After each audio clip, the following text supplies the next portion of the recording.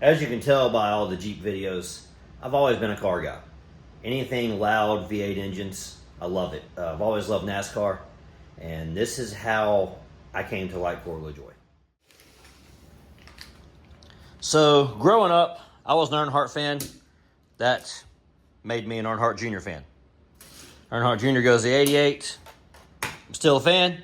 Earnhardt Jr. eventually retires, and I look for another driver.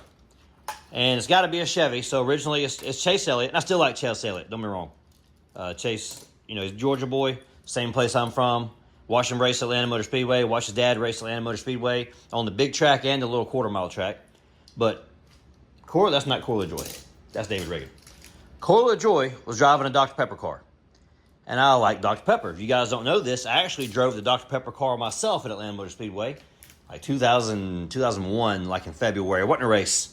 I did 174.12. If you guys know NASCAR lap times, that's slow. I'm not a NASCAR driver. I'm a mechanic. So that's how fast I went. But along my videos, you'll notice now all the Corey Lajoie stuff. And you notice I drink Dr. Pepper. So anytime a driver comes along and drinks Dr. Pepper, they pique my interest, and I want to learn about them.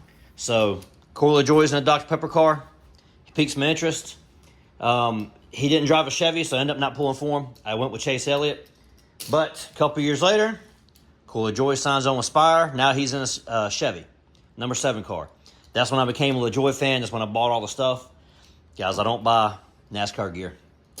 I mean, I'm saying I don't buy NASCAR gear here, guys. Those cars are actually my kids. I bought them for them. They're on their shelf upstairs.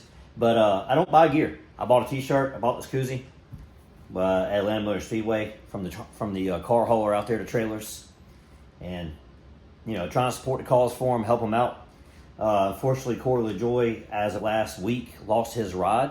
He won't be in a 7 car anymore, so they've went another way. So I'm hoping the little bit of following I have out here on YouTube, this kind of helps some sponsor engagement. Maybe these guys realize, hey, all these times you see me having trail snacks, I'm doing my Jeep videos, I'm off-roading, hey, help this guy out. Get him something, maybe his business partners come along and throw him a little something. He can get in a competitive car that can win some races somewhere in NASCAR. So anyways, my little bit of following I have on YouTube, maybe this will help him out some kind of way. That's all I got. This is why I'm a Lajoie fan. Matter of fact, I'm going to take you upstairs real quick, show you some more of the cars I got. Pretty cool stuff. So raising daughters, the way I kind of kept them interested, they wanted to go to the races with me and even get Braves games. I bought little cars.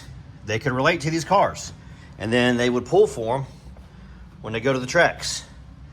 So I'd always go buy the ones at Walmart, little action cars. And so that's kind of what we did.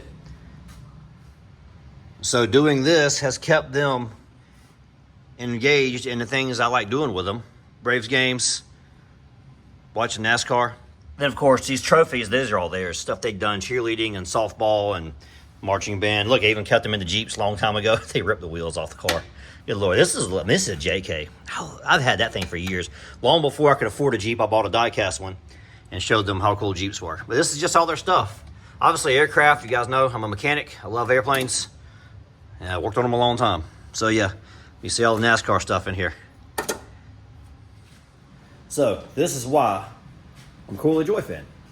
I mean, I stayed involved in NASCAR. I tend to always pull for Chevys. And I really hope that we find him a future for next season and going forward. Because, man, these other drivers in NASCAR, they're just, you can't relate to them.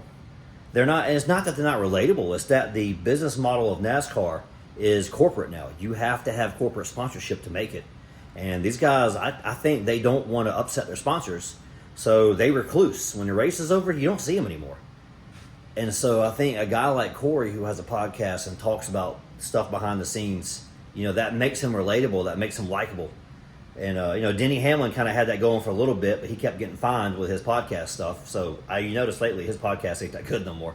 He don't talk about anything. He avoids the subjects because he probably knows if he says anything, they're going to find him. Corey Lajoie, man, I really hope your podcast ain't why you lost your ride, number 7 car, but man, this is a problem for NASCAR. These drivers, you're losing relatability of these drivers, and if we don't find a way to support these guys, sport's going to be boring if you can't relate to these guys. Dale Earnhardt was relatable. looked at Dale Earnhardt and you said, man, this guy's cool. He's like me. He goes fishing, he goes hunting. You know, these guys you see nowadays, you don't see that stuff anymore. So hopefully this reaches the right person. That's it. See, I'm not just a Jeep guy. I've also read the book many times.